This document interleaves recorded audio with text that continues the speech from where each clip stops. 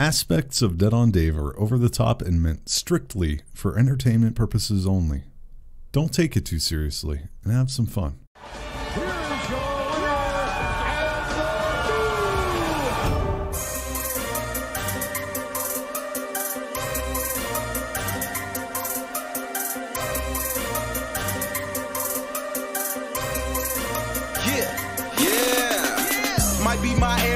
But ain't nobody stopping me. That's how I go when you pay for them shows and you study that pimp biology. What's going on, Mush Pups? Welcome back. It is, October 9th, 2018, and we got a hell of a show because it is Tuesday. And being Tuesday, that's the day that we talk about all the YouTube stuff going on. And my God, every day I'm waking up to see Twitter is just a fucking firestorm. It's been insane. And we're going to break it all down, talk about a lot of different things and a whole lot more. And, of course, we do it with a little bit of class. She's all classy and never call her assy. The one, the only, Faybel. What's going on, Fay? You can call me assy, but you can't call me ashy. Fair enough. I moisturize a lot. I live in body lotion. You seem the type of woman that just has body lotion and hygiene products constantly on her person at all times. Yes. In every single room of my house. Right now, right next to me, cucumber melon, 24-hour moisture, ultra shea body cream. Good God. As we speak. Just dolphin smooth 100% of the time. Fantastic. Well, at least you'll never have alligator skin, and who wants that, you know? No. All right, so last week we did the show last week. I was completely just obliteratedly messed up. We did do the show last week, right? Did we get through it last week, or did I cancel it? I may have canceled it. Yeah, I think so. Wait, fuck. No. Well, wait. One of the ones recently got canceled. Yes. Dave, we can't work together. We both have the worst memories. Cannot figure it out. But regardless, I'm a little bit better this week than I was last week, although I am incredibly sick. The voice is kind of all over the place, so I apologize for that in advance in case I'm coughing a lot. I'll try to dump it out so only Faye will be able to hear me coughing in her ear the entire time. All right, Faye, what's going on with you this week? How is everything going in Fayland? Well, we have a little hurricane coming up the Gulf of Mexico. For those of you who don't know, I'm in Florida right now. And so it's kind of like an eternal summer. I can't even remember what fall is like anymore. Yeah, I don't think I could live in a place that only has one season. It would, yeah. Can you imagine it being too hot to go to the pumpkin patch? All the pumpkins are all wilted. It actually looks more spooky. Yeah, that'd fucking be crazy. Yeah, I lived in Vegas for a long time, and people always talk about it's always hot in Vegas, it's always hot in Vegas. And yeah, it is, there's some truth to that. But we do have seasons there. It does, and in fact, it has snowed every so often in Vegas. It does happen. My husband says they have seasons here, okay? A leaf will fall on the ground. He's like, that's fall. Yeah, there you go. No. It's in the 80s. That's winter. So there's perks to being it. But I'll tell you the one reason, and you just alluded to it, the one reason I will never go to Florida for permanent stay is just the hurricanes. I just cannot do it. Fuck that. Oh, screw that. Screw that. No way. I'm just afraid that every time it would be my shit that would get fucked up. Because that's the type of luck I have. But that's the fun of life. No. No, it's not. Oh my God, no. It's like those poor bastards who constantly have to rebuild the Death Star. Eventually, you just say, fuck this, I'm finding, can't do this no more. And my shit just keeps getting destroyed. Now, granted, that's not by a natural disaster. That's by those scum rebels. But still, same fucking concept. Sometimes you just got to be like, you know what? I'm not doing it. No. Sorry in advance if you hear my child screaming in the background. She's, if you have a child, and when they're, when they get tired, they scream instead of going to sleep. Of course, that makes sense. They're fighting it. They're fighting it to the fucking last. I love it too. I'm so glad Alicia's not a baby. I'm so glad Alicia's not a baby. I'm just glad she's no longer a baby. It's nice. It's very good. All right, so we got a lot to get to, so we can't dilly-dally too long. Take us away. Where are we going this week? Because, fuck, I know it's a loaded week. It's true, and it's also my Dungeons and Dragons night tonight, so I got places to be. I won't keep you too long. Are you the dungeon master? I am, actually. Oh, I can. I would never play. No, I would never play. I can just imagine you're smart. You're smart. You're clever, and you love fucking with people. I could just imagine the type of DM you are. Holy God. My campaign is handwritten in this giant notebook. You fucking dork. Like, I'm like an insane person if you ever read this. Like, I have every possible outcome mapped out for every little thing you could interact with. Yeah, you wrote Scat 33 for Christ's sake. I know how sick you are. I know exactly how sick you are. I see you want to play my campaign Prostitute Princess. That's one of my favorites. That sounds like a plan. It does. If YouTube was a D&D roleplay, the DM absolutely turned it on hard mode this week. Where are we going? Where are we starting with? Well, what do you want to start with? Well, because I only brought 2 stories because I knew they were kind of big. Okay, well, let's start with the whole BetterHelp thing and all of that. Let's get that out of the way, and then we'll go into the Shane Dawson. And then, of course, we will take your guys' calls, baby. Come on in, and come on in again. So I'll start this story off with Dave. Have you been on YouTube for the last month? I have indeed, yes.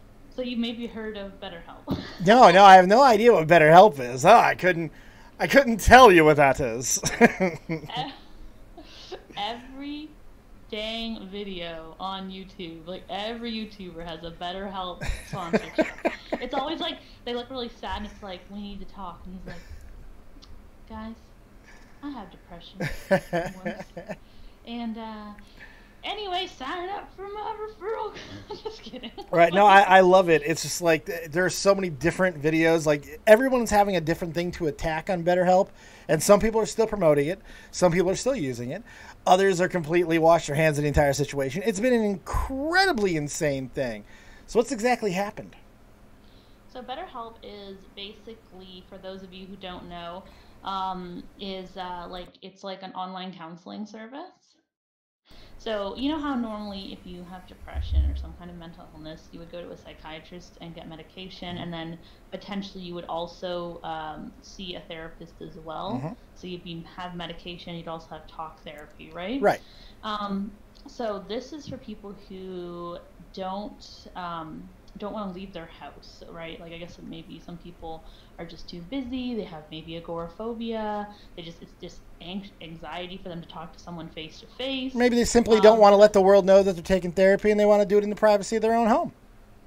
Yeah, that's true. Like in Canada, all therapy is done at the hospitals. So yeah. I mean, you could be there for any reason, really. True. Very true. So I want to make a slight correction on the description. It's not. BetterHelp are not therapists in and of themselves. They're not counselors in and of themselves. They are basically, and I stated this the other day. They hook you up. Yeah, they're basically motherfucking Uber. It's essentially what they are. They're a blanket company that hires independent contractors, this in this case being the therapists, counselors, whatever the case may be, and based off of what you tell them and your needs, they find you proper help, and boom, they link you up, and the whole shebang bang works. You pay a monthly fee. It's a pretty decent service for the most part, but then it gets wonky for a whole bunch of other reasons, and this is where the story starts. Go ahead and take us into that. Yeah. So, while people were really promoting this, and it was everywhere, some people looked into the terms of service, and it was not 100% on the up and up. It said that legally, like, the people you spoke to didn't even have to be counselors or therapists. Yes. Yes. It did say that. It did say that, but the up and up thing is I think at this point, especially after Tommy's show, it's basically debunked. Now, I have the luxury of having a therapist, actually a master's degree therapist, on beck and fucking call, basically. And I've talked to a lot of other people who are in the same program, and including even people who are running the program. And the TOS that they have is very standard for what they're doing. It's just worded wonky in certain places that makes it come off scarier than it might actually be. I'm not saying the TOS is not a problem. I'm just saying within a legal standpoint of what the service that they're providing, they've covered all their bases. It just looks weird in places, yes. That's fair. So, like, I was going to say this as well. So, obviously, like, I'm not sitting here thinking when I read that TOS, and when I heard about this, I didn't think, oh, they're just hiring sketchy people off the streets. You know, to me, I just said, oh, they're just covering their asses. Because when you're dealing with people with mental illness, that's risky business. Because if that person kills themselves, you could be liable. Right, but not the company, and that's why they have the TOS. Just like with Uber, that's why it's such a good example. If you get into an accident with an Uber driver, you don't sue Uber. Uber has liability. It's the driver. So it's the problems that fall within the realm of the counselor and your own personal responsibility to determine if you want to work with the person that they've set you up with. There's good examples, and then there are very bad examples. There are some sketchy details. Nothing corroborated 100%, unfortunately. No 100% evidence, but there's been some rumors and some examples of people getting certified very, very quickly, or should I say vetted very quickly, like in a 24-hour period. But there's really, that's a statement. I'm not saying that it's not factual. I'm saying a word is just a word until you actually see what it is. True, and that is very unusual because, like as you guys know, I teach young kids. It took a month for me to even get through to that, the checking, and there was a 3-part interview process. It was very intense. So, you know, for someone who's dealing with people that are potentially depressed, and I will say that this is there's no proof to this. Yeah. So if you watched the podcast that Clown does, he mentioned that he talked to someone who worked at BetterHelp, and that yes, they got vetted within 24 hours and was hired within 24 hours of them receiving his resume or whatever. Right. And but he was not willing to prove it, and so I can't really, you know what I mean? Yeah. Look, Clown has a good standing. You know, most people take what Clown says as scripture, or at the very least, they don't question a lot of it. So it's not like I could sit here and say that it's not true.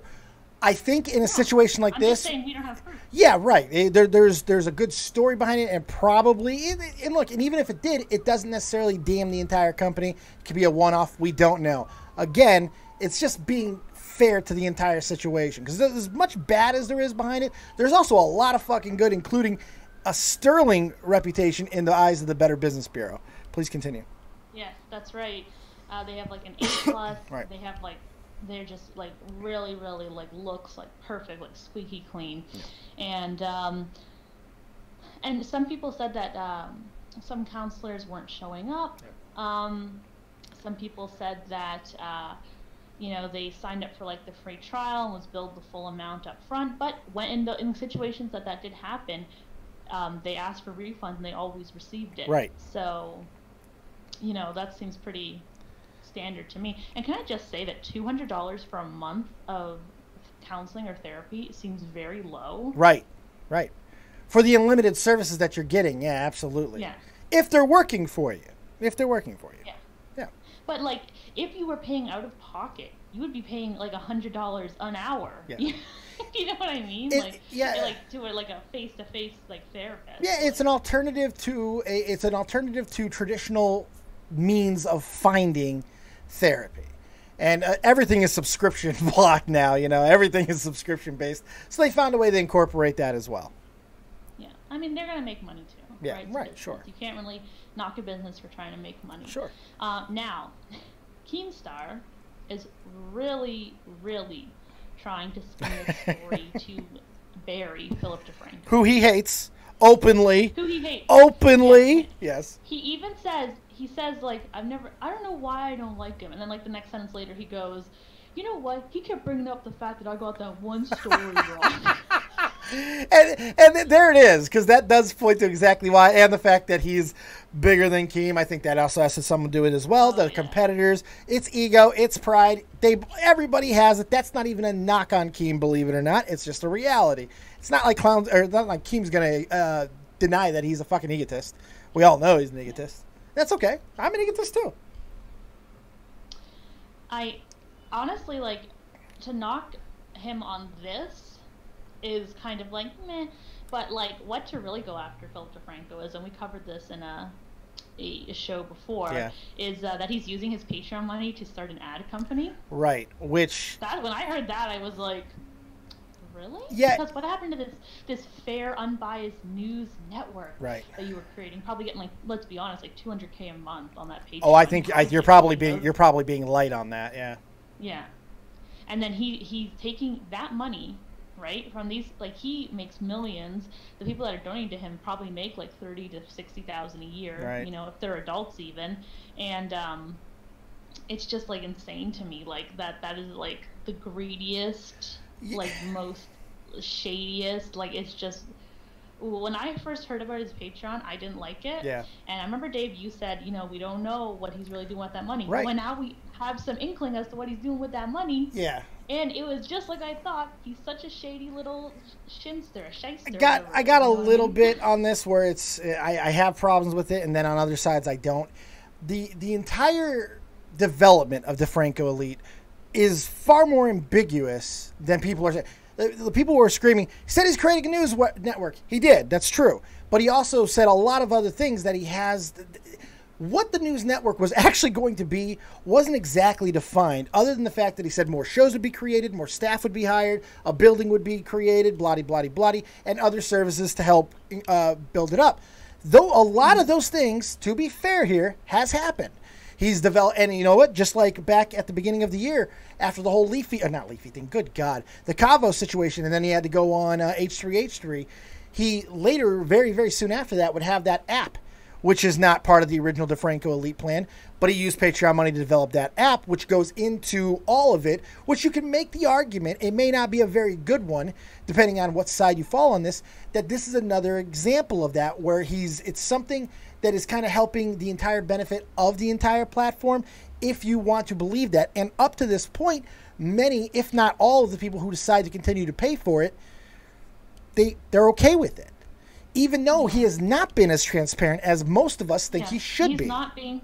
No, you're right. Yeah. And that's what rubs me the wrong way, is that he is accepting money from people to literally pad his own pockets and pad the pockets of the people that work for him. Yeah. And he's not being upfront. Even the government, when they take money from us, they have to release a budget. You know, when you are an investor, you are given all the information as to what that company is doing with your money, where that money is going. These people are essentially mini investors, and he should be lining out exactly what he's doing with that money. But he hides how much money he gets, and he hides what he's doing with it. And that is shady. Well, they're technically not investors. They're donators. Well, and it's important to make the distinction. They don't own a share of the Franco Elite. They don't have a speaking voice. But he does do town hall meetings. He does them live on Patreon, I believe, and he also does it on YouTube, on one of his YouTube channels, I believe, as well, where he brings people in. And when you're part of it, he does tell people stuff, and you do get benefits for being on it. Now, whether or not that's enough, I honestly don't care either way. You know why? Because I don't donate to him. I've chosen that that's not the service for me. I don't give a fuck about his network, and I don't trust anybody enough to give them my money to be able to build something like that. Because what's the fucking point? But there are a lot of people who wanted to be on the ground floor of this to build something up with him, and that's admirable. I get that, and I understand the selling point of it. But they're not even, like you just said, they're not even investors. They have no weight in this succeeding. It's the feeling, though. I mean, like, I've had people in here with me that have been here since the wrestling days. They've gone through all the evolutions of this channel. They've continued to donate and support to me, never asking for a thing in return. But when you talk to them, they feel like they're a part of this community. And that's on a small scale. You know how I am with my fans. You know how I am with the viewers. It's a very tight-knit situation. Now, that's true with you, but not with Philip DeFranco. Well, he is doing the live town halls with them and stuff, so to an extent it is. It's a little bit harder when you're that big. I have some sympathy for in some respects for the entire situation, because it's such a big, meaty, fucking crazy idea that he's trying to put together that's really unlike anything that we've seen. Whether or not it's working, that's another thing, again, that the people who are donating have to decide for themselves. And they're not complaining. I don't know. Yeah. I mean, it just, personally, it just kind of paints a character profile of him as someone that is unfavorable in my eyes. But, you know, that doesn't mean that, you know, that he deserves to be buried for this BetterHelp thing. So for people who don't know, Philip DeFranco was using his donations to start a mini advertising company. Basically what he wanted to do was he wanted to find sponsors for YouTubers, and he wanted to connect them with those YouTubers and then take a cut of what that sponsor would normally pay that YouTuber, so they don't have to do all the work themselves, and they're kind of like a little middleman, basically. Right. And YouTubers like it because they get more sponsorships, and sponsors like it because they're able to be connected with YouTubers that they want to promote their products without having to look for them. So it's a good business model, as long as YouTube stays on the not like popular. Right. Yeah. So with this, he was really connecting a lot of YouTubers with BetterHelp. BetterHelp, right? Without really, I guess, looking too much into it. But how much responsibility do you think he has in, like, looking into who he promotes? Well, look at it from two ways. Legally, he's got none, zero. It's on the people who are getting involved with him to look at the TOS, to look at the business, to really decide if they want to be a part of it. And up until this got into a situation where people were complaining about the TOS because, you know, it got blown up because of the meme something, I can't remember the name of them, kind of got the ball rolling. Memulous, meme, it was somebody, yeah. They decided that got the ball rolling, and then the terms of service changed and all types of stuff like that. Now, from a moral standpoint, I have a little bit more problem with it. From a moral standpoint, I think it's your name, it's your brand, that's your equity, especially when you're that big. The reason why you're even able to do it is because your reputation is so good with your fans, with that community, that they're willing to give you their money and not question all the time what exactly you're doing with it. Now, in my opinion, when you do something with a sponsor and you're shilling it and you're bringing other people into that sponsorship and you're taking a cut of it, I think morally you have a little bit more responsibility to make 100% sure that there are no problems that could potentially hurt not only you, but the other people that you have brought in. So I do think there is a little bit of scumminess on Phil's part for that. But even at the same time of saying that, it is all spelled out. You know, it is 100% spelled out, and everybody has to do their own due diligence for themselves. So, like with most things, I could see both sides of it. I don't see anything inherently malicious or underhanded. I don't think Phil is like this snaky, sneaky fucking guy. I think he's found ways to work within a system that is designed for him to succeed. And for somebody like that, it is. This is for someone of his size, his stature, his money. The system is built around to help that growth continue. Obviously, like Philip DeFranco is obviously clearly very business-minded, very money-oriented. You know, I would use the word greedy. I don't have an issue with that. Right. And so he's trying, even though he has more than what a normal person needs to make even in their whole lifetime, he just wants more and more. And he wants this legacy, this empire. He does. And whatever, you know what I mean? That's, I guess, the American dream. Hey, fortune favors the bold, baby. You know, I mean, that is how it is. He does have a staff. I do want to make that, but Crimson made a very good point there, and it is something that I don't think gets brought up enough. But even that is kind of, there's another side to it. He does have a staff to pay for. That is a problem that some people have. Me personally, I don't have a problem. People want to donate. He told everybody right out the fucking bat that he was going to be using that money to pay staff members. I don't have a problem with it. I really don't. But I can understand why some people would have an issue with it, because it's like, really? You're gonna use the donations to pay salaries out of, so I can understand why some would be upset. Then your business can't stay afloat itself, and it doesn't deserve to be afloat. Yeah, maybe. Because maybe you can't. Typically, what happens when Walmart can't afford all its employees? Well, they make cuts, right? That's how business works. There's not like a bunch of 15-year-olds saving their McDonald's money up to pay for it. Like, yeah, right. Whatever. Like, at the end of the day, this all comes down to buyer beware. If you're giving your money to DeFranco, buyer beware. He now has full range over that, and that was a choice you made. If you decide to go to BetterHelp and they aren't providing you with, true counseling, or they're not showing up and everything else people are complaining about that, then you have the full right to not give them money. Right. And you can pull your donations at any time. And the thing is, and we learned this tonight over on Tommy's channel, a really great interview. I highly recommend everybody checking it out with the YouTube Law guy. Fantastic. Really, really great. They go through a lot of these steps and paces about why what he's doing is not illegal, why BetterHelp is within the right, all that type of stuff. They go into a really good in-depth analysis with a guy who's a Stanford fucking law graduate, for Christ's sake. So I'm going to trust a lot of what he said. When they got into the DeFranco Elite thing, the guy knew nothing about it.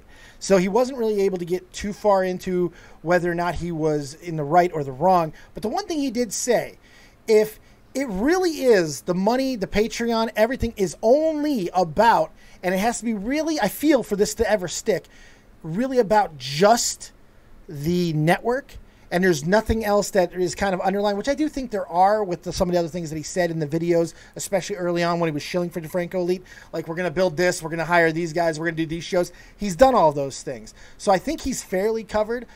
But if you can prove 100% that he is misallocating those funds to other places, that his group, the people who are, donating to him for it, they're not okay with it, for it to even be a illegal thing, there has to be complaints. And if enough people are to file complaints against Phil DeFranco, like, if the first thing, you got to ask for your money back. You got to ask, if you do that and he says no, and you tell him, but you promised me this and I didn't get it, well then, and he still tells you to go fuck, then he's in trouble. To what we understand to this point, that has not happened. And until that does, I'm still going to continue to be like, I don't really give a fuck. Because I don't see him hurting people. And I certainly don't see him hurting people in any malice or in a, targeted way. I don't think there's any intent to deceive or dupe. I think he's a businessman who said a lot of things. He overpromised, perhaps, in some instances, had to walk some of it back, had to adjust it. But the one thing he did say... He's a typical politician. I would say that's fair. The one thing he did say that this would be a years process. And...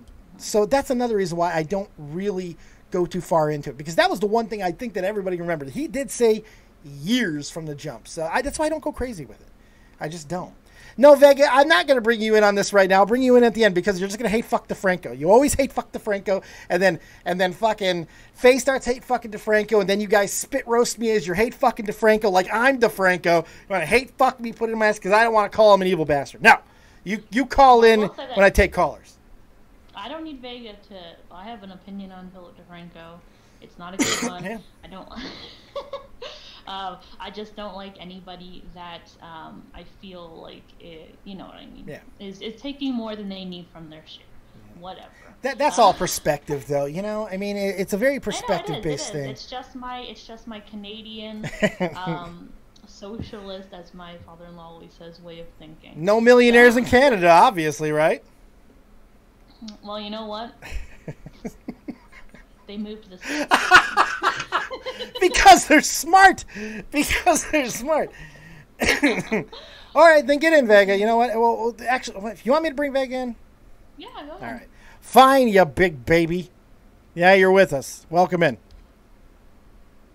Oh, okay. Hey, man, I'm sorry if I always come off as being like that, but I think it's probably whatever the subject is at the moment is probably what fires me up. Yeah, oh, sure. When we're talking about DeFranco, it's not good. Yeah, no. I think that probably, but I think, for me anyway, with anybody on the fucking planet, even with some of the more hated people, there's certain things that I have to, even people I don't like in real life, like people I think that are shitbags. Sure. There's certain things when people are like, well, this and this and this, I would say, well, yeah, I can't argue with that. Right. It's illogical. So and it's common sense. And if that's his reasoning or that's why she did whatever, then yeah, of course. Right. I'm not gonna be like, whoa, I don't care. Fuck him anyway. Yeah, fuck him. Fuck him right in the beard. My God, yes.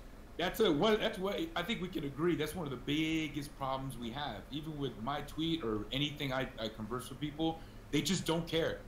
They're just like, whatever. I don't give a fuck. Fuck him. Yeah. He's a piece of shit. Yeah. Like I said that thing about scams and people. It's like they didn't even read what I said. They just went into, no, it's a scam because it just feels like a scam. It's like, it's not a scam. It's not a scam. It's not. It's not. It's not. It's what the fuck? Anyway. And this is what happened on Twitter too, with the whole connotation of what scam. I feel scam holds a connotation to it. I think most people feel that scam holds a connotation, mainly because, and I'll ask this question right here. If you can prove that somebody has scammed you out of money, whether it be a Nigerian prince and you could track him down and know his location and know all of that, or if it's a company that misinformed, misled, or falsely advertised, and you could prove all of that, what's the next step? It's legal recourse 100% of the time. And so I think, and remember, synonyms for scam are fraud, flim-flam, steal, theft. These are all synonyms for the word. So I think it does hold a very direct connotation, and that's why I worry about, especially friends, when they go on and basically get the pitchforks out. He's scamming you, taking your money, all this type of stuff. I think you have to worry about it because DeFranco does have the means to retaliate if you happen to be wrong. So that's what I always worry about. The only one he's scamming is Boogie. I think God scammed Boogie many, many years ago, to be fair. A good note, I think a good thing to note here, too, is that he's got 21, I think, the last time I checked, at the height of the DeFranco Elite situation, he was at around 21 to 22,000 and some change patrons. And then now he's at around 13,415. So plenty left. Oh, sure. Probably because they either it could have been the exposed things, or people were just like, well, you're not doing what you said you were going to do, so I'm leaving. So they took off. Or it could just... Everyone else that stayed are probably hardcore fans. And he's got millions of people, and that's just a fraction of people who are probably really dedicated to him as a creator. You know, the funny thing too is we don't know all the reasons why everybody left. You know, there's very possibly not everybody donates for a fucking year goddamn straight on Patreon. You know, it's especially in those numbers. Maybe some people were only donating for the first 3 months, whatever the case may be. Point is, we don't know why everyone's left, and that's important to put in there just for the sake of being fair to the situation. Because I don't think, of course. Because I think that's kind of a problem. Right now, we have this gang mentality where everybody is just ganging up on any situation that they can find and turning into the biggest fucking drama. The problem with that is you're muddling the water.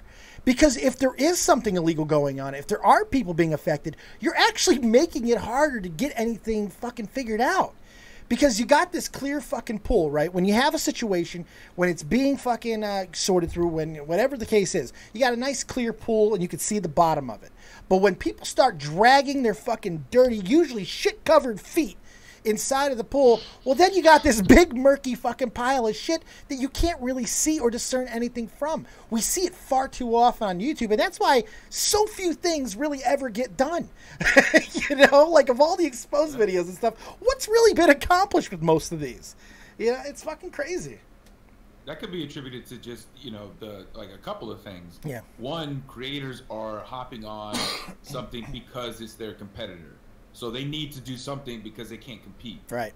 And that's in real life, too. Real life, you know, you could be in a group of friends, for example. It's one of the only things I could do to relate a community of creators with, like, an in real life situation, hopefully, that you have friends. Right. That you could recognize when someone is obviously being disingenuous, they're just kind of pushing something that isn't a big deal to make it seem like this person's character is so fucked that this is who they are. Yeah. And it's like, you have groups of friends as you grow up and you grow out of certain people. Sure.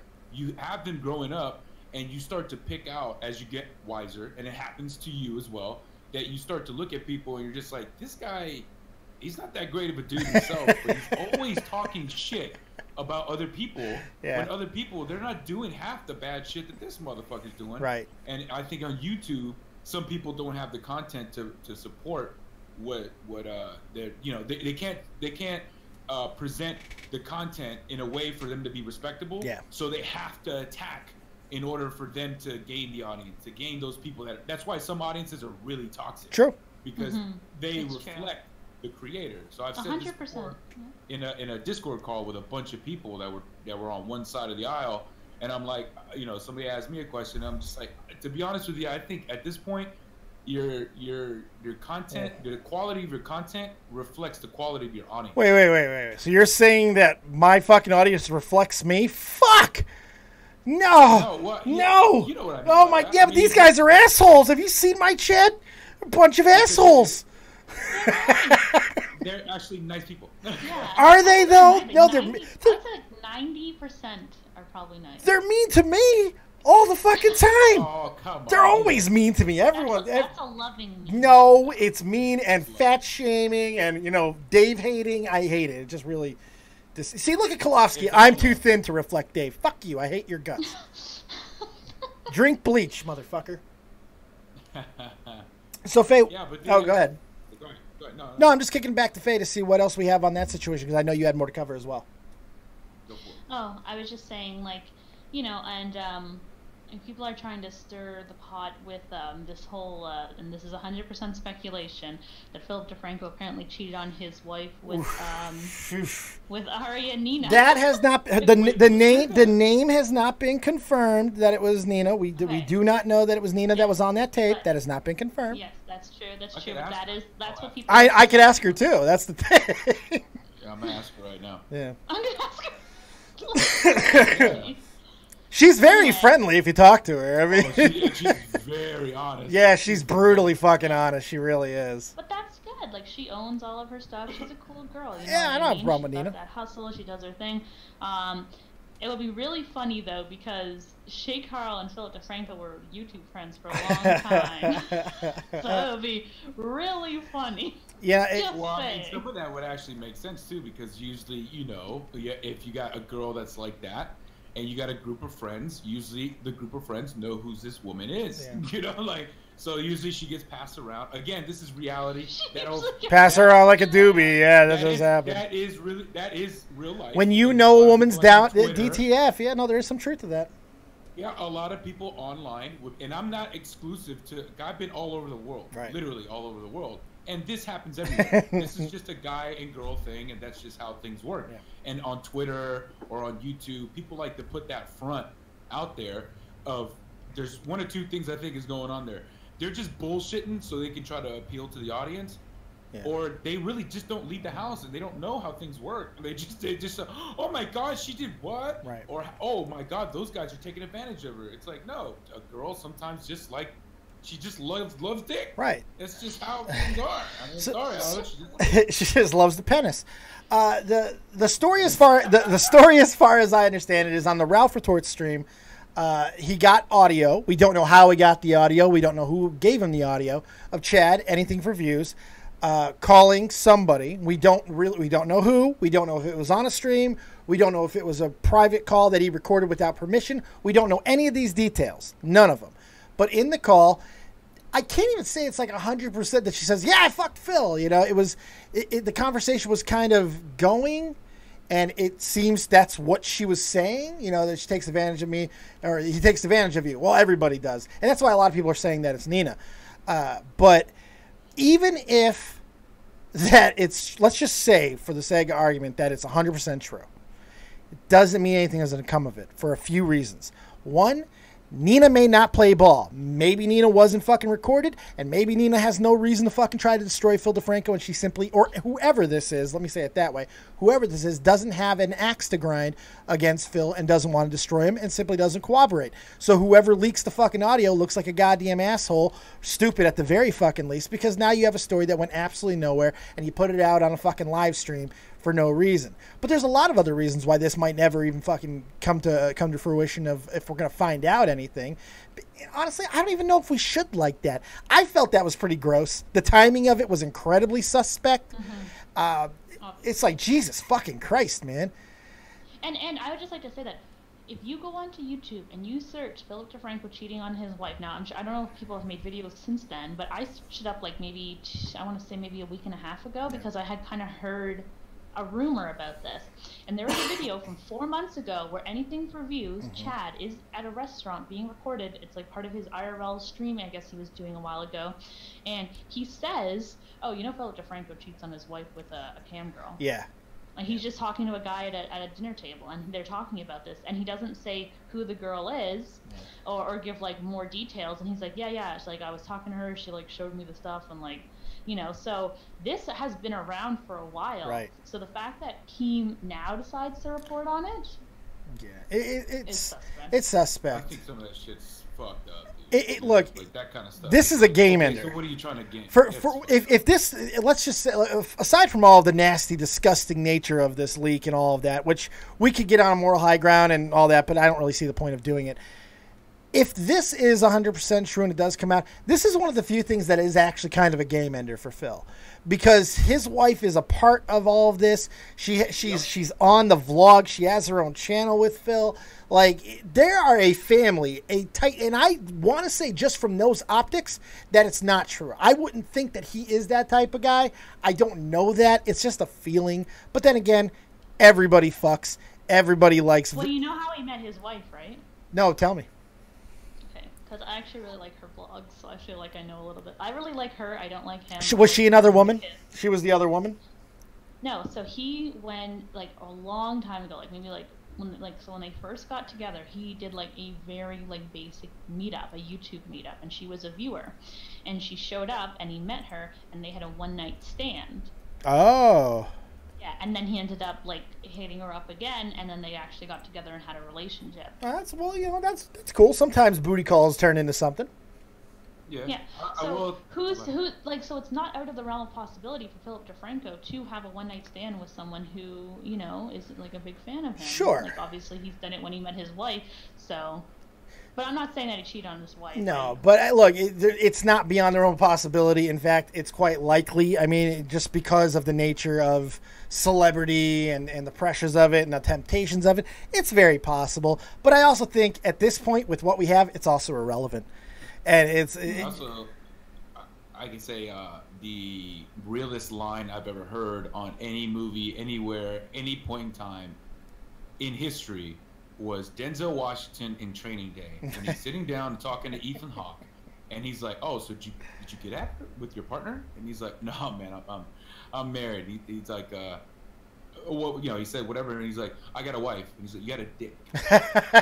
and then the whole conversation stopped. And it's like, yeah, fuck, he's right. Yeah, we're disgusting. What can I fucking say? Men are the worst. We're a blight on humanity, and women just tolerate us because we can open pickle jars.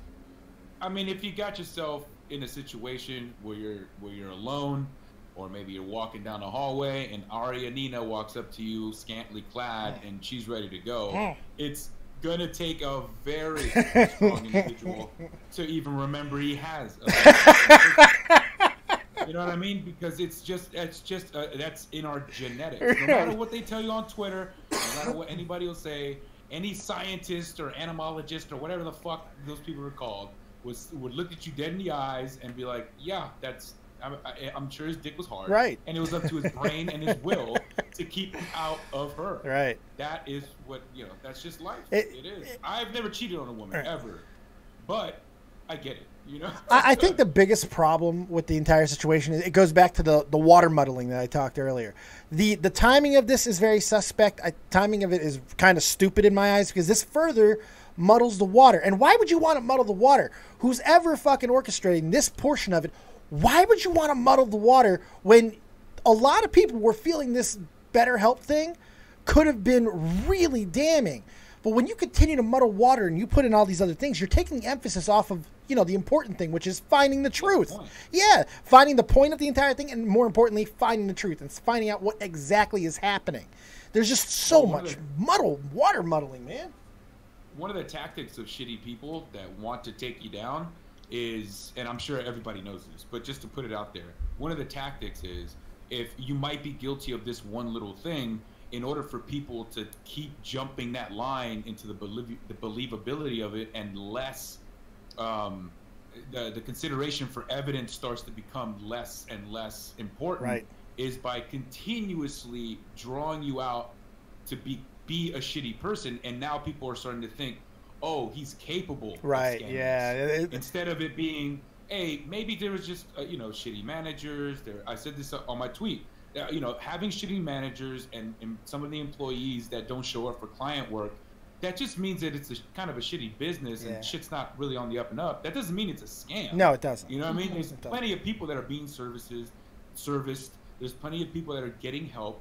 And what you're doing by saying is this whole thing is a scam is now you're taking money out of their pocket. People aren't going to be able to get the help that might have been getting help, right? Real legit help, by calling the whole company a scam. And that to me is fucked up. That's why it's important for people to be like, when you for go to people to McDonald's, understand that it's not a scam. Yeah. It just might be shitty. Right. You know? Bad business practices happen. Go ahead, Faye. You don't always get the order you. Sorry, I was gonna say when you go to McDonald's and you go to the drive-thru, sometimes you order a Big Mac and they give you a, quarter pounder instead. And you don't go, McDonald's is a scam. Exactly. when somebody explained to me, and I don't know if I should bring it up, but somebody explained to me their thoughts on a scam, and their whole thing was, oh, you can call it whatever you want, it's shady as fuck, and that to me qualifies as a scam. And as I respectfully disagree. I do too. Because a scam, that's not what a scam is. Like, it's just a good example, because they asked me to provide an example, was a couple of years ago, there was a massive, now it's not a thing anymore from what I understand, but it's a massive scam of people calling you up from India saying, this is the IRS, the cops are coming after you, yada, yada, yada. And everybody from the person who created the company, the business model was a scam. Right. There's no proof. You have no debt. They aren't the IRS. Everybody is on board, or because they know for a fact, I'm not in the IRS. I'm in India. Yeah. You know what I mean? They need to separate you from your money, and they believe that you can afford it because you're an American. That's their reasoning, right? Yeah. So that is a scam. The definition of a scam. Now, these people that are actual counselors, or maybe they're not qualified counselors, but they're talking to people that may not have any friends to bounce their issues off of or whatever. Sure. They're still receiving help. So they are providing those services, and they're making the money off of it, but some people probably aren't, or they're not satisfied. Yeah. Dave's standard for receiving the help that he needs is different from mine. Absolutely. If all I need to do is really talk, and we're paying the same amount, to me, oh my God, it's so good. Now, my mental health is getting better. I'm talking to somebody about things. I'm bouncing. I can't afford a real therapist, but I'm talking to this guy online through Skype or whatever. Yeah. So it's great. But Dave might be like, well, this guy isn't telling me technically what's wrong with me. Yeah. I need more. Yeah. So for Dave, it's a scam. But for me, I am getting way more than I paid for. You know what I mean? I've got a friend or whatever. It's kind of the problem with the whole scam label, because for me, that's one of the worst things that I'd be terrified to be labeled a scam. Because you're untrustworthy. That ends you. There's connotations to that. There's serious connotations to that. That's why I think it's important to be careful, especially when all the information isn't out there, to go ahead and make these type of accusations. Because that is what it is. That's what we're talking about. That's an allegation. If you're saying so-and-so, such and such is a scam, there's connotations to that. And I think that we live in this world now where it's about the buzzword. Pedophile was so hot for a long time. Everybody's a pedophile. If you have any sort of a feeling about anything that is, they're going to go pedophile with it. Sociopath is one of the newest ones, and now we have scam that's becoming this big fucking buzzword, and it's words that people are throwing around without fully understanding the gravity of it. I also want to go back to something you said earlier, because you actually answered a question that I had. When I said, why would somebody want to muddle the water? Well, you actually answered it perfectly. It makes more sense the way you said it, and I want to reframe it a little bit. Because if you can prove that Phil is a piece of shit by any means, leaking the fact that he cheated on his wife, whether or not it's true or not, you are subconsciously putting things into people's heads that he is bad. And if he is bad to do that, then he's certainly capable of fucking me and scamming me out of my money. So it's building that narrative. So that actually does make a lot of sense, and it makes the timing even more suspect, if you ask me. Well, it's 100% true in my opinion, because that's just an old tactic from shitty people. That's always been done. Like, that's why do you think during the political elections they have to slander their opponent? Because what, their policies are going to do it for them? Right. You know what I mean?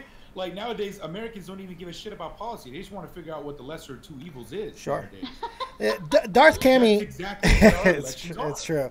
Darth Cammy in the chat says, when people say something is a scam, they don't always mean the law is being broken. College graduates who can't get a job call university a scam sometimes. There's some truth to that. And I'm not saying it's always, because there are very few definitives in fucking life. There are very few things that are 100% binary. But I will say, almost always, and there are a lot of court cases that has the word scam in it. There are citations. There's legal precedent for the word being used in a way that attributes to legality. So I think most people look at it in that way. If you know that somebody's a scam artist, if you know that they are scamming people, you're not going to fuck with that person, are you? And that's what I'm meaning. It's a very loaded word, and I think it is. Yeah, 100% true, dude. And I love you, Faye. Yeah, exactly. Oh my god. Only a Sith deals an F. Man, could you be any more perfect, Faye? Fuck, man. God damn it. Hey, tell Phil I'm coming out. So, But oh, God. I will say this: that whole thing is, and it's no secret, I'm not the biggest PhillyD fan. No, you're not. Right? Yeah. As you had.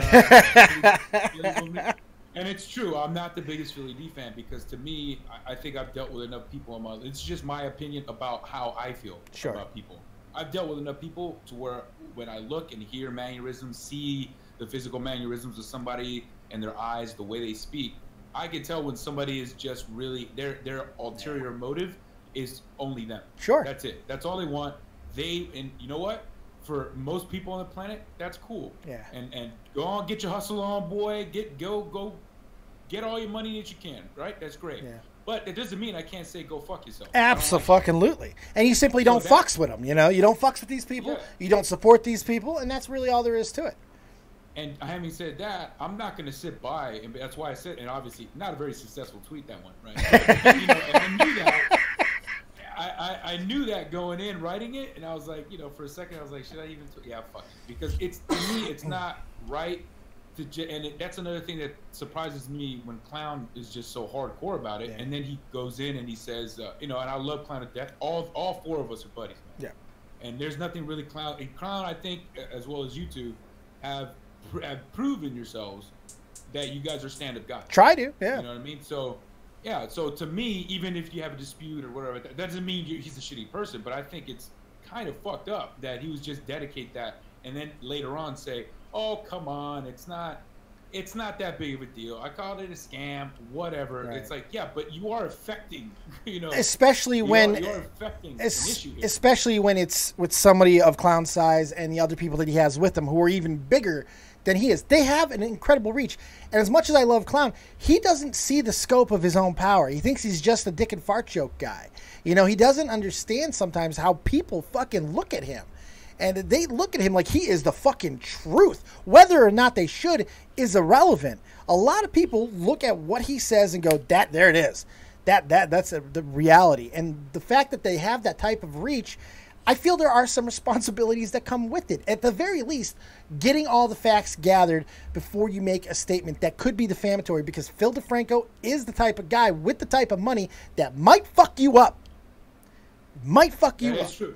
And I can see in that thread that you guys were having your back and forth, that's all the whole thing. And I didn't really see an argument from Clown where I was like, yeah, you got it. I saw that too. That was a good read. I was looking at the argument as in, what are you talking about? Like, are you not listening to what Dave and Tommy are saying? That's what I was confused too. It was like they were having two separate arguments. We really were. Yeah, exactly. And I kept trying to restate. I kept trying to find ways to articulate myself properly so I understand how I'm coming at it. And it still hasn't clicked. And that's okay. That's all right. Friends don't always agree on everything. Clown's going to have his opinions, and he's more than fucking entitled to them. But it almost felt like a debate you would see like SJWs or whatever the buzzwords would be for those kinds of people now on Twitter, where they just don't care about what you're saying. They're just telling you this is what it is. Give up. Like he kept saying, I was like, what do you mean? Both of them have you. Just say, oh, okay, that's what you meant. Sorry. Yeah. That's it. And it would have been over, and you still would have had your point. But you were trying to discredit them because Clown said so. Yeah. I was just a little confused about that. I was like surprised more than anything. Because Stone Cold said so, you stupid jackass. Yeah, it's like, what? Yeah, well, it was just like the logic is something that we know Clown for. You know, most people would be like, oh, this and that and this and that. For me, it's more, you know, the logic, the quality of what he presents, you know, in his videos and the arguments that he presents or whatever. And that was just weird. I don't know if Clown hates PhillyD, but I'm getting I'm getting the feeling that he might. Like with a deep-seated passion, it feels like, because Clown doesn't go this hard on stuff like that, because for the most part he is a dick and fart joke guy. But I mean, it is what it is. I'm not in Clown's heart. I'm not in Clown's mind. Whatever he wants to do, that's what he does. We know for a fact that Keem hates PhillyD. We know that Keem is agenda-driven. We know he uses his platforms as a weapon. We've seen him do it over and over. I don't think that's a question anymore. You know, and I think most people that just go with it, it blows my mind too, because if you have any kind of life experience, you can just recognize what he's saying and just kind of almost blow him off. Yeah. But there's so much credibility because of the numbers that's given to him that, you know, I could have one subscriber and nobody could know me. I would still be like, oh, whatever, dude. What do you, I know what you're doing. Like, what are you even talking about right now? You're just talking shit. Right. But, you know, because of the numbers, people just, you know, all of a sudden, you know, this guy's word means all this stuff when it should just be like, yeah, whatever, dude. You hate the guy. We get it. Right. That's essentially where anything he says about Philip DeFranco at this point is just, that's what it is. And You know, and like on another point with it too, I think about this. I mean, how long had it been since we got baited podcasts? It had been a while. You know, they have not been known for their predictability. Like and then they got 2 out in a 3-day period. You know, they rushed. Apparently there's going to be another one. Right. Coming You know, I mean, that to me speaks to it even more. I mean, that's axe to grind right there, baby. I mean, I don't know. Poor Ultra Joe Comics. One of the most talented people in the game right there, too. Oh, and you know what sucks? It is apparent that the art is A little rushed. Because it does look rushed, and even don't get it twisted. Anybody listening, anything Ultra Joe does destroys any kind of artwork that I do. Anybody does. Like, he's that good. That doesn't mean that, you know, him and Triangle Days and all these other artists and shit like Hyojin and all these people, them to me are like gods of artistry because they start from scratch. Me, I have to grab stuff and move it around, you know, like that's what I do, essentially. But they actually they actually create. Right. That's what they do. And you can tell that it's suffering a little bit, but most of the time, I don't think we're there for the art anymore. Yeah. You know, it's more for, that's not that big of a factor anymore. So I it agree. doesn't matter quite as much, you know. Faye, what else we got on that story? Anything else there that we didn't cover? I mean, I feel like we covered anything that's kind of important. Like, a lot of the rest of it is just kind of how people are reacting to it. So, yeah, so there's people on one side of the internet that has, you know, damned Phil, and some of them seem motivated, and some of them, it reminds me a lot, like Vega brought up, of, like, American politics. Yeah. Lesser of two evils. Right. I personally fucking hate this type of stuff. And, like, the funny thing is, we have a lot of things that are going on right now that are saying the same thing. Like, we have the Kavanaugh situation, you know, the Me Too situation, all that stuff, right? Where not everybody, but a chunk are using it as a weapon to make accusations without evidence, to destroy reputations, lives. That is what we have here in some essence, what some people trying to do. There is not enough here to make a definitive goddamn 100% fucking determination that he is wrong, and not only wrong, but willfully and maliciously tried to dupe people. And that's what a scam is. There is intent behind a scam. And I don't see that. But if it's there, fuck PhillyD. Fuck BetterHelp. Fuck anybody who's doing that to people once it can be proven. But I'm not ready to fucking get someone on the gallows and put that noose around their neck and just hoping I can pull the lever in case the evidence falls my way. That does not seem like a good way to fucking operate anything. But that's me. And I think that's also, to your point, is you're not, no, I don't think anybody that would be defending, unless you're, I guess, a patron, but fucking anybody that would be defending PhillyD's side or BetterHelp or anything like that, nobody that defending them would be like, if it turns out to be proof that there's a scam, you're not going to be like, oh, well, you know what, maybe this, maybe that. No, the proof's there. Okay, fuck them. You know what I mean? That's what it is. And you're not appealing to the audience because obviously the audience is very heavy on the scam side. Yeah.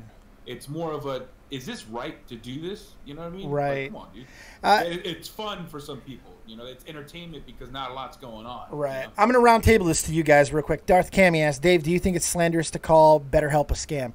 Faye, what do you think?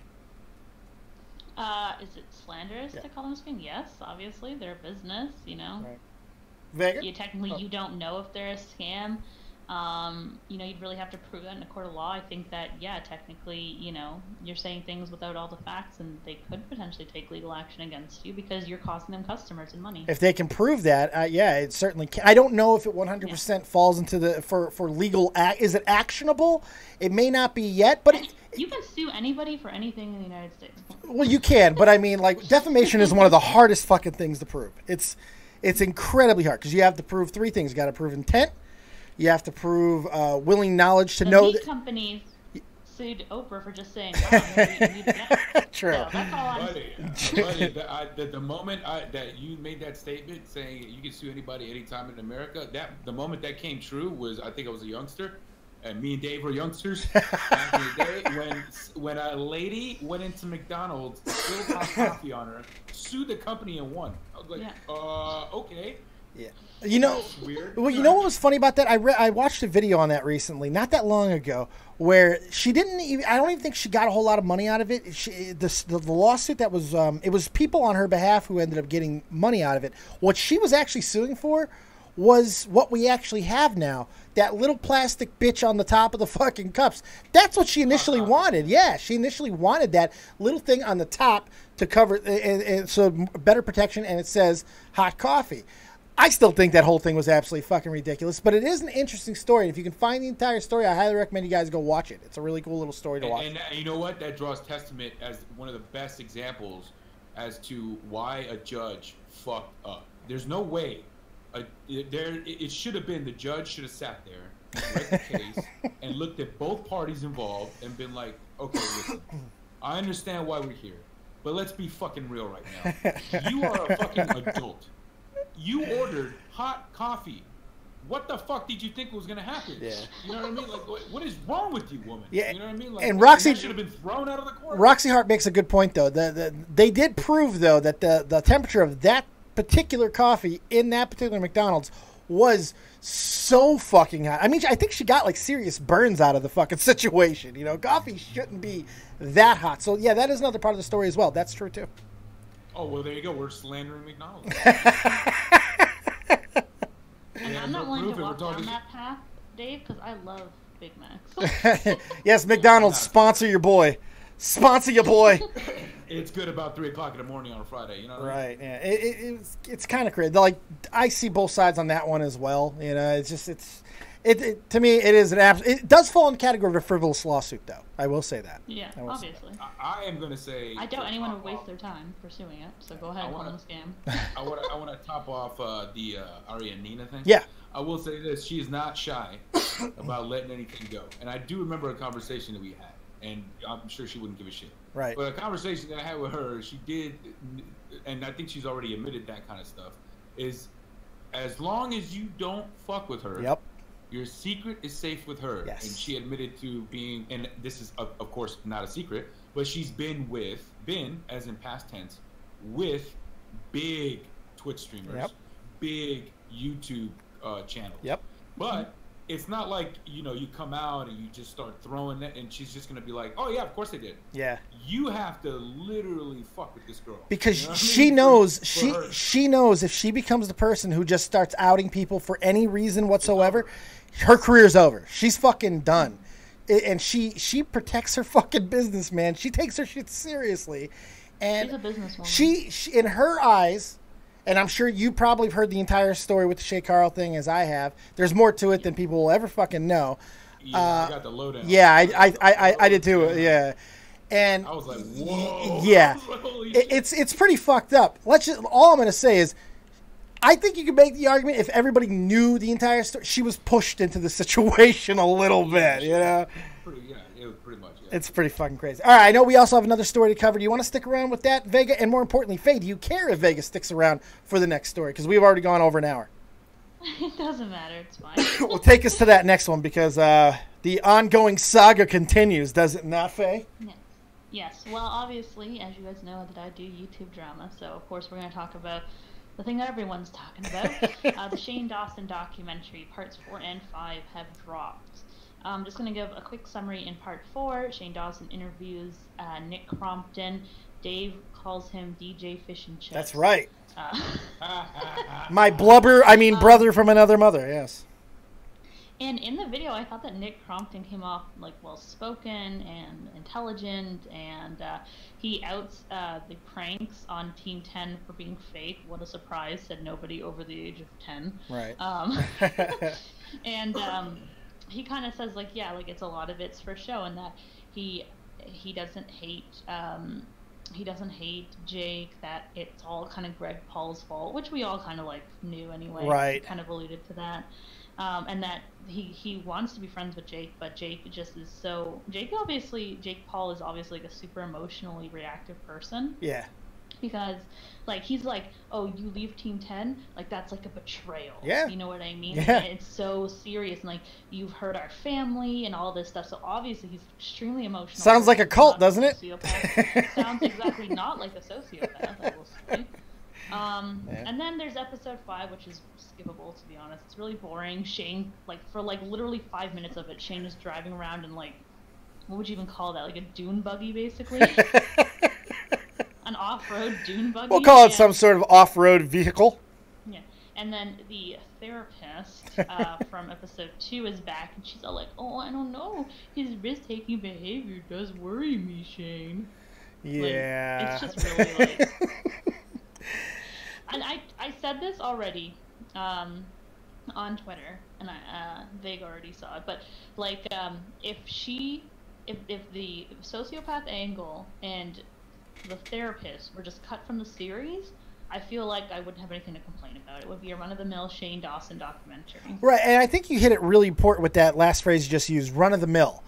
I found nothing special about this docuseries at all. I found it very bland and very paint by the numbers. You have the first 2 episodes that created a buzz with the word and all the witch hunting that it caused with the sociopath talk and all that type of shit. Then you had the 3rd episode that was kind of aimless, a little bit aimless, and he took a lot of shit for it, and then that's when he was like, you want the tea, I'll bring the whole fucking kettle. You know, he got really overly Shane Dawson right there, because that's what he does. And you got the whole drama in the 4th episode. And then the 5th one, now it's kind of like, Jake ain't so bad. It's going the exact way of any trope of any movie would go. And I guarantee you, by the end of this fucking series, nothing will be answered. Just like with the Tana thing, there will be no definitives. And that irritates the fuck out of me. Because what has anybody learned anything new from this fucking series at all? Like, honestly, I've learned nothing new. Nothing. If you follow YouTube drama at all, yeah. No. Yeah, that's why I was a little underwhelmed with it. But I think I told you, Faye, where most of the flair and that the stuff that captivated was kind of not only the editing, was the sound design, for me anyway. Yeah. Kind of doing this stuff and knowing some of the important features and how it psychologically affects people or whatever. Yeah. That the sound design was something that obviously there's plenty of people that noticed, you know, especially when you see some of the edits that people do where it's just dong dong dong dong dong dong, like zoom in dong, zoom in dong, zoom in dong, like that kind of stuff. Once it's spread out a little bit and you do a little bit of clever editing or decent editing to that, and the sound design couples with it, it does start to get you into it, even though the subject matter is kind of fucking boring. Yeah. And you're like, this is kind of retarded. Now, I did find something interesting. Okay. I typed in inside the mind, and I just pressed enter. Yeah. And then all the things that popped up, I think the first result that I got was inside the mind of a thief, burglar confessions. And I saved it to my playlist, one of the playlists that I have on my second channel, and then I watched it, and motherfucker, I promise you, it's beat for beat. Even the blackout screens with the text and the sound design is exactly like Shane Dawson. Really? And that I found very interesting because it's like, this is a conspiracy. I can't handle. Buddy, I'm not ready for the tea, Vega. Here's the tea. If you don't believe me, type that in. I am doing a video right after the one on Friday. I am doing a video on quality. Yeah. And I am going to bring this up. And I am going to show how you can modify something to make it, you know, tailor-fitted for YouTube with YouTubers only involved and nothing else past that. But you're borrowing. For this one, I would say it's a straight up ripped it off. You took the format. You took the format completely, yeah. He completely took the format because of the way it's set up. Even the guy even walked it. Not talking shit about Shane. He do whatever he wants, right? I don't think it's a bad thing on him, but even when he walks in, the screen goes black, text on the screen. He sits down, you get a little close-up of the other guy, the thief, and screen goes black, text on it, creepy music, you know, and as the guy starts asking questions, text on the screen, black screen, and I'm just like, whoa, dude, this is a Shane Dawson documentary. I was like, this is fucking weird. And I only got in like maybe about a minute or 2 minutes, and it looks exactly like that. Wow. So it's a bit. I have a little bit of a problem with it, because it's like he's getting a lot of credit. Well, he is. Well, I don't know if you can plagiarize the format. I mean, part of the way of getting into entertainment and finding something that you do is you find a format that you like and find a way to appropriate it for yourself. You don't rip it off completely. Like I idolize fucking Tony Kornheiser. He's my radio god. I have made my shows in the same vein as he does, bringing in different people for different days of the week, segment-based. It's the stuff that he's kind of pioneered. I like that style, and I try to mirror myself in that image, but make it my own, put my own flavor into it. But when you go beat for beat, shot for shot, I think there's a bigger problem there, especially when a lot of people are trying to tout him as the next great documentarian. Got news for you, kids. He's a terrible filmmaker. Awful. Guys, Tobes is, like, crying right now. Yeah. Why? Because Tobes thinks that he's like a genius in film. Oh, he's Jesus genius. Jesus genius. He walks on water. Oh, to Tobes. Oh, man, yeah. I'm glad Tobes isn't here right now. He'd be freaking out. My personal opinion on Shane Dawson is I think genuinely he's a great guy. Genuinely. From what I've Seems seen to be, on yeah. all of his videos. When I was editing, I was like, you know what? Let me go see what the hype is about. And I clicked on a playlist for everything that he's ever done. Except for like the vlogging stuff. I don't like that shit at all. Yeah. From whoever it is, I don't care. Don't show me your personal life. I could care less. I want to see your content, what you create. So going through that, when people are like, "Oh, why'd you do this for sociopaths and this and that?" The only thing I can say is that's what he does. That is what he does. What the fuck? He dramatizes everything. He's Shane Dawson. Yeah, but that I don't know if he's ever said, this is modeled after this, or this is. He's definitely not. If people were praising me for a certain thing, I'm gonna come out and say whatever. Do you think this could be a problem for him? Do you think that this could be a backlash? I don't think to his fans, no, but I think whoever's looking to take him down, it would be a huge thing. But that's for people who don't like him. Why wouldn't you sit on that and make the fucking video and release it and get millions of views off of it, Vega? Come on, man. Vega, like, you gotta get this out while this is airing. Why do you hate money so much, Vega? Why do you detest fucking cash so much, Vega? Oh, man. I told you I'm making the video. Yeah, but now somebody else is going to be going now. They're going to beat you to it because we all know it's going to take you 3 months to get yours out. No, it won't. But I've been consistent. You have. To be fair, you've been better. Yeah. So what I wanted to do was kind of provide the argument on both sides. Right. And that's what I try. I'm going to try to do with my chosen character, which is the commentary guy.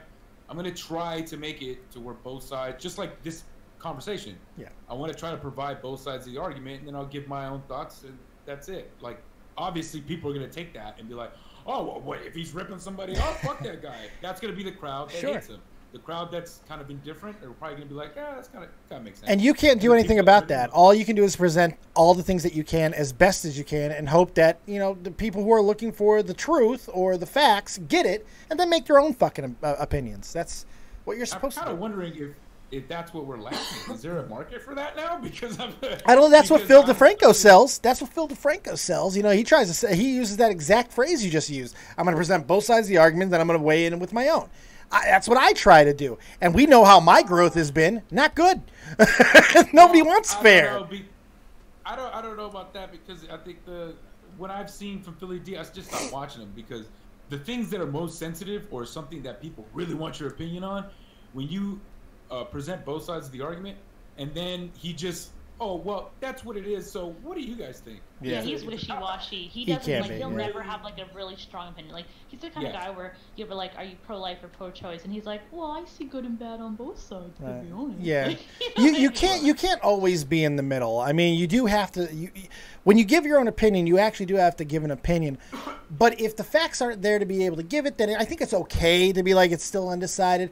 But you can't be like that with everything, and I do think it will catch up to you eventually. At least people will start tuning out, Yeah.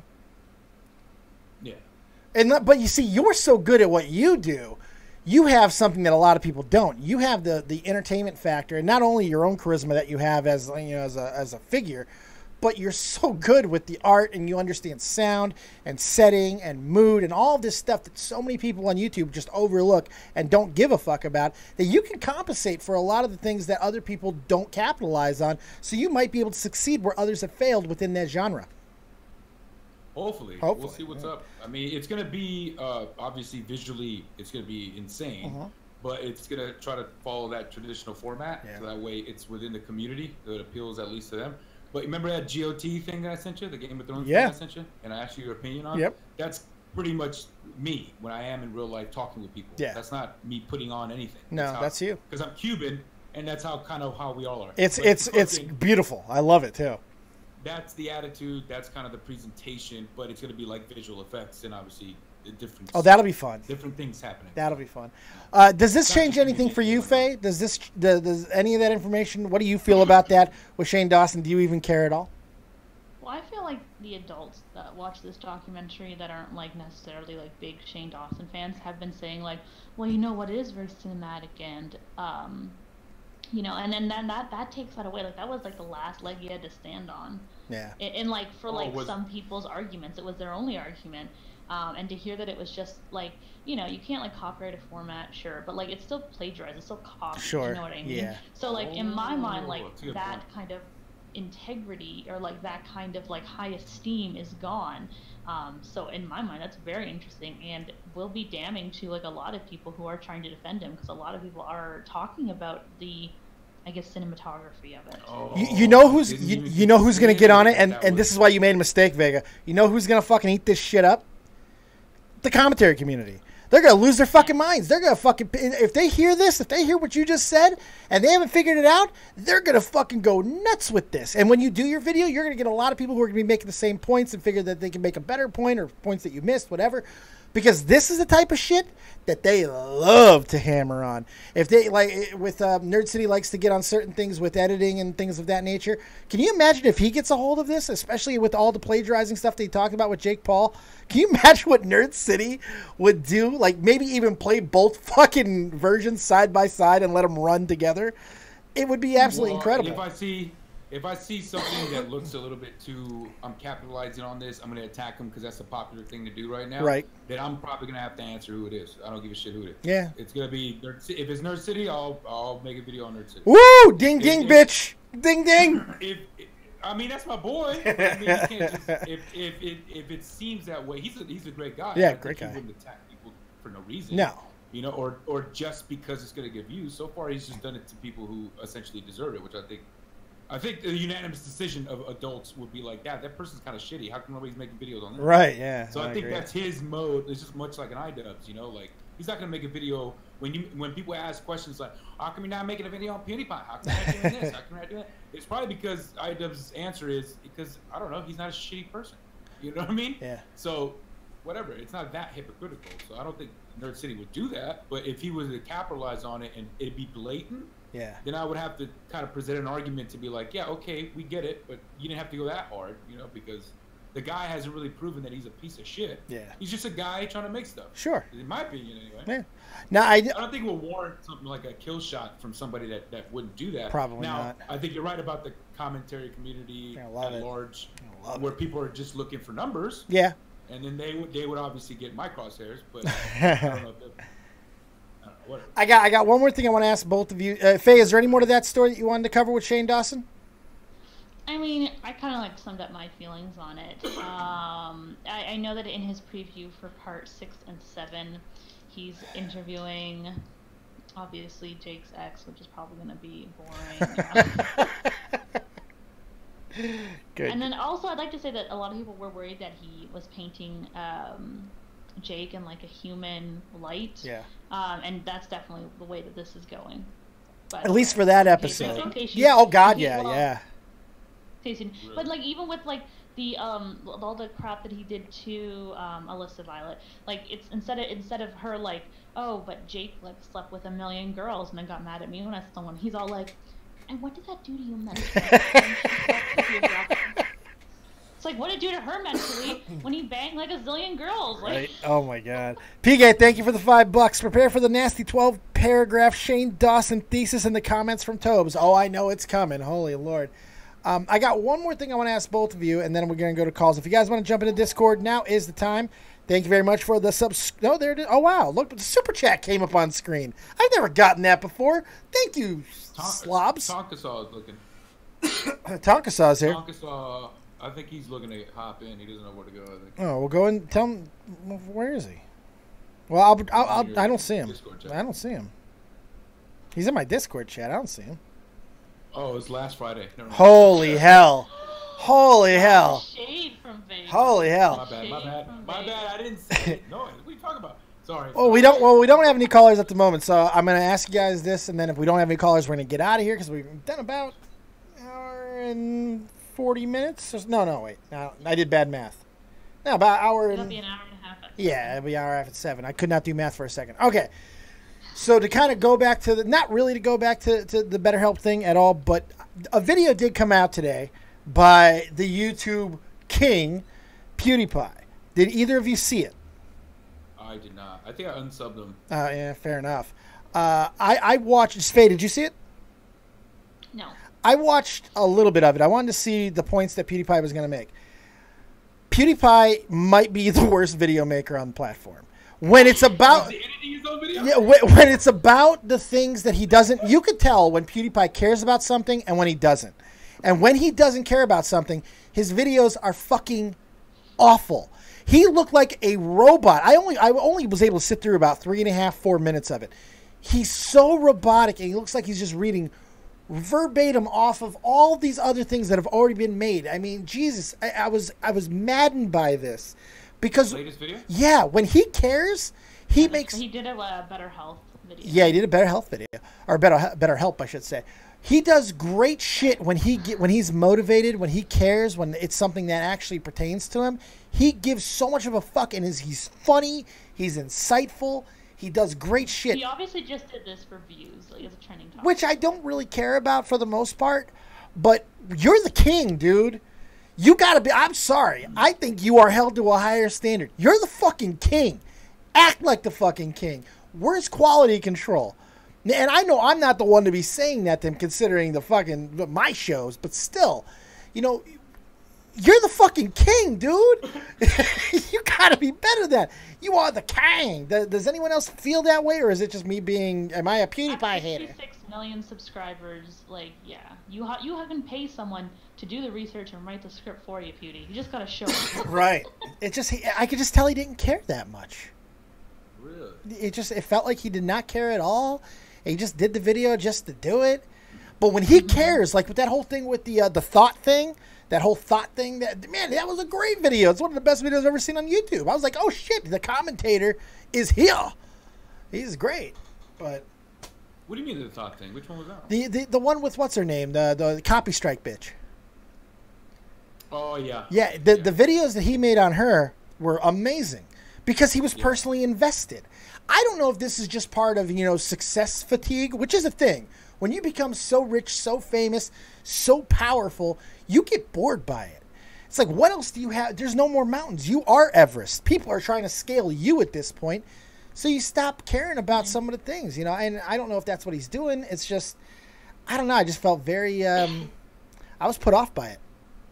I think also some people and another reason why I think I unsubbed from the guy is just, the guy was going daily, and I think when I unsubbed him, he was like twice a day or something like that. I was like, okay, this is just spam at this point. Right. Because the videos that I was watching, I was just like, this is whatever. I don't know what he's doing. So this is why a lot of the times when I see multiple uploads, and it's not, and I don't say this just because of you and Tommy. Right. I'm dead serious. A live show is different. It is. Right. And now here's where me and Keemstar don't agree. I personally have the opposite opinion, and that's not saying anything bad. I just think that it is the opposite opinion. When you're making something, and I could be biased, obviously, I think when you're making something, it's a bit more difficult. I agree. No, I agree with you. Than a live show, because as soon as you get into the groove of a live show, I think all those butterflies in your stomach might be a little bit suppressed. And your personality's already got your audience or whatever, so you're just kind of flowing with it now. Yeah. It's more like, you're showing up, you're doing your thing, your audience already knows what's going down, you're covering subjects, yada yada. In a video, it's a little different. Your video can't be just like the last video. No, it's got to be different. yeah, it's got to be, there's got to be, like he said, which obviously contradictions all over the place. It would be, you're only as good as your last video. Yeah. But if it was easier, then who gives a shit? Right. Yeah. Fuck it, just make it. Just spit it out. Yeah. Live streaming, to me, this is radio. And this is what I've always wanted to do. This was my passion. I love this personally. It's why I do it. I am not the guy to make videos, although you might be interested to hear this, Vega. I'm actually going to make a commentary video. I'm collabing with somebody. Yeah, I'm going to collab with somebody. We're going to do. He's going to edit, and he's going to give his points, and I'm going to be doing. And it's going to be pretty cool. It's a little bit ambitious, but I'm excited about it because I've been talked into it a little bit. People are like, maybe you should think about trying to take a shot at it. I'm like, I don't have the equipment to edit. That's a big thing. I do not have it. The only editing equipment I have is a free software that I don't even think I can use anymore. It's like Power Director 12 or some shit. That's what I use when I absolutely have to edit. I don't have that drive to do that. That's not my passion. Talking to you guys every day, that's my passion. And I love doing that. And I don't know if everybody feels the exact same way, but I know how passionate you are about what you do, Vega. You love what you do. You've changed your entire life to pursue this fucking thing. And I think my biased opinion about that and what you're saying too, it's true. I am very passionate about this shit. So that's why I think for me, I don't know about the audience, but for me personally, when I start to see people shitting out videos and it's just essentially on stuff that they don't really care about, or you can tell that they're not having fun. Yeah. All that stuff that I loved about your videos. And no disrespect to Alex, but that was one of the first creators where I started noticing he doesn't look like he's having fun. Right. And that was one of the best parts I loved about watching his videos. He was into it. He was energetic. You could tell that he was enjoying himself. He enjoyed, being a part of the community. And now it just seems like, it rubbed me the right way anymore watching the vids, and it just doesn't seem, it seems off to me now. And it could be, like you're saying, it could be fatigue. It could be. And I might be taking it the wrong way, or it's being presented differently, so now I don't like it because it's not how it used to be, or it could be a lot of reasons. Right. But when I see somebody just starting to just throw videos out there back to back to back to back, and then all of a sudden they're just surprised that the audience is no longer interested. Right. To me, it kind of gets a little baffling, because it's like, well, what are you expecting if all you're doing? The answer to an audience growing, like Leon Lush, I think he's doing the perfect thing. Yeah. He's maintaining his schedule. He's making sure that his comedy and his timing and his editing is improving and maintaining that level. Leon's an ultra talent, though. Leon's an ultra talent. He really is. I mean, like, fuck. And I think he's nailing it on the head with the pacing. And he's like, instead of, because to me, I don't know what you see, but to me, with a lot of the creators within the community, when they start to blow up, they push more content. Right, yeah. The more content that I see, the less special it is. Does that make sense? No, I agree. Does that make sense? I agree with you. The less special it is. It's not really that special anymore. Like, it's not, I'm not getting your all. It's a balance. It's a balance, right? Because if you do too little, then you get fucking memed like clown, and you get memed about your fucking upload schedule and stuff, or at least your previous upload schedule. And when you do too much, then you're lazy and you're just you're trying to cash in. You got to find that balance, and I think that's what Leon has really been able to do. I think that was a really good point. I think he's doing great. Darth Camion in chat says, I like the neutrality Dave often has. I don't know if that's a slight or if that's a compliment, but I'm going to take it as a compliment, and I'll tell you why. Neutrality for a platform, to be able to speak, I think is very important. I think most people, everyone knows I am not the smartest guy in the room, nor do I ever claim to be. The only thing I will ever claim to be is one of the most fair people you'll ever see on this platform. I don't have an agenda. I don't have an axe to grind. Very rarely do I take things personally and go after people in that light.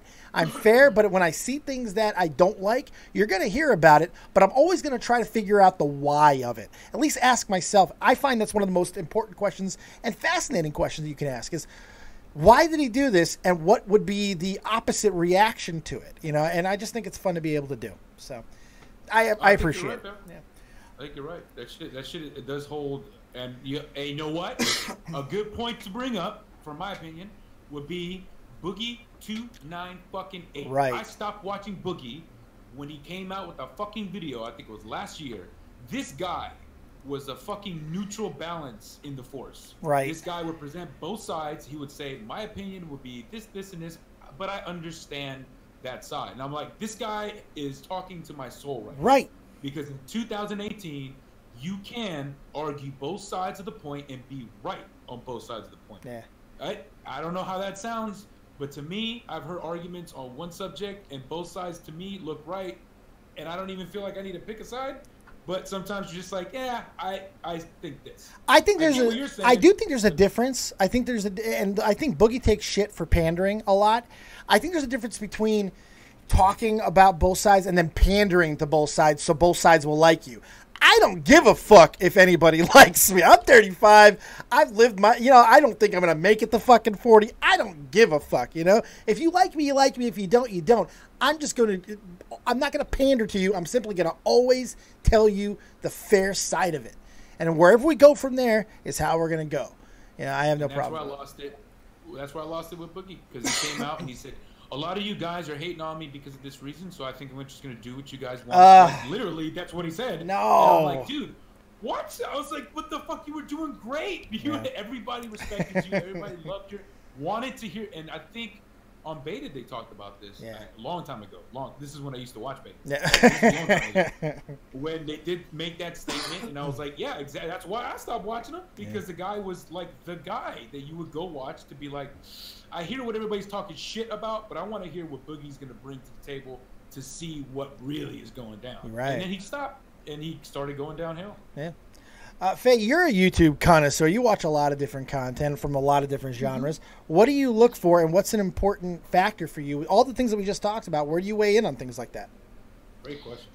So, like, a while ago, I used to be really into, like, family vlogging, and I used to watch this, like, one family. I can't remember their names anymore. I really hated the dad. Anyway. Daddy of Five? Daddy of Five? No, it wasn't him. He was, like, such a pompous ass. Like, oh, my God. Anyway, I don't want... Anyway, they used to upload every single day, like, literally, like, an hour video. Every single day. And, like, if you're Trisha Paytas and you're going places and you're just, like, insane, like, you're saying crazy-ass shit, you can do that. Right. Because when Trisha makes an hour-long video, she's talking shit for most of that video. Right. Or she's, like, doing, like, interesting shit. But if it's an hour long of, like, you wiping your kids' asses, like, I'm sorry, but cut that out. It was so unbearable to watch, like, day after day. Like, the husband comes in, oh, I'm a dickwad, and then the wife's like, and then, like, kids, like, screaming and, like, spitting on each other, and it's like, Jesus, like, this is not good. Like, I kind of wonder if, like, the channel is dead now or whatever. But aside from the monotonous and, like, repetitive acts like that, what type of character flaws or personality traits will turn you off completely as a viewer? Just boringness. I don't care if you're an asshole. I don't care if you're the sweetest person. I like it. If you're a nice person, I can't watch you. Well, how do you? Like, so what does that say about me? Like, fuck. If I need someone that's like spicy, like I need an interesting dynamic. Like, okay. Am I spicy? I'm Polish. I will retract because I do watch Jessie Smiles, but because she's like real. Right. Okay, like if you're like a real bitch, like she comes and she's like, she has a 1-year-old and she comes and she's like, you know what? Birth is fucking shit, and so is having a kid, and it's really fucking hard. And it's like, you see all these fucking like moms on YouTube, and they're all like, wow, we were this little blessing, and it's like, girl, come on. 4 a.m. when you haven't slept in 3 days, that kid is not a blessing. Right. I hate it. I hate this like, oh my God, who are those? Do you know what I'm talking about? No. There's like this YouTube couple. They're both blonde. They're young. She has a kid from like a previous relationship. Yeah. They were both like on Musical.ly or something, and all they do is make the most like sickeningly, like most like quote unquote wholesome content. Yeah, I hate that shit too. And I literally like it's just I can't. I need whatever. Say what you want about Trisha. She's an insane bitch, but she's real, and that's what I want. I want real fucking people who are just gonna say it and just like be them. You know what I mean? Yeah. Like no acts, no shows, right. Don't sell me a fantasy. I know life is shit. Sell me the shit. I like watching that. I find it interesting. No, that's fair. That's completely fair. All right, ladies and gentlemen. Anything else that we didn't cover that either one of you want to get to before we go? We'll start with Vega. Anything at all? No, not really. Now that you said that whole thing, I thought people like on par with the how he was making his documentaries and all that shit. Yeah, it's kind I of. didn't know the nail on the head with that thing. Yeah. Maybe I should get that out soon. Maybe you should. I wouldn't have said it. I wouldn't have said it out loud. You definitely should have played that to the vest. So really, nobody's pointed any of that out. I have not heard that. I know. What I found interesting was Faye saying that that's one of the last things people are arguing is the quality or the structure. Yeah. What would you say? Yeah, That's one of the last things like they're arguing cinematography. They're hanging on to it because everything else is falling apart so. in this. It's gone too long. It's too many parts. I think it's wearing on people's fucking patience. It's not really accomplishing much. But people are hanging on to the fact, well, he's still a visionary because of the way he's making it. He's making it in such a creative way. And and this could be very damning because I don't see anybody making the point that you just made. Mm-hmm. Yeah. Okay. That's new stuff. Well, we can here on guarantee. Dead on Dave Live. Happens here first. We can guarantee one thing: I'm not going to be featured on the Shane Dawson documentary. I'm going to be reacting to the reaction of the reaction. Right, yeah. You're going to be the man that takes down Shane Dawson. Congratulations. Oh, no. Game over? Party over? I don't know. Faye, anything else from you that we did not get to? Yeah, I really wish my husband would open the bag of dill pickle chips in the kitchen. I want to eat some, but I don't want to be the person that opens the bag. I love That's it. all. Fair enough. Fair enough. Hey, do you want to... Hey, you gonna hang out for a little bit afterwards so that way I can show you this video and maybe I'm crazy? Yeah. Can you okay, I can't because I have to go to my D&D. I can't really hang too much longer either, but I'll check it out real quick. All right. Thank you guys very much for hanging out with us. Really appreciate everybody being here. We've held really good numbers for the entire show. I appreciate everybody's interaction in the chat and all that good stuff.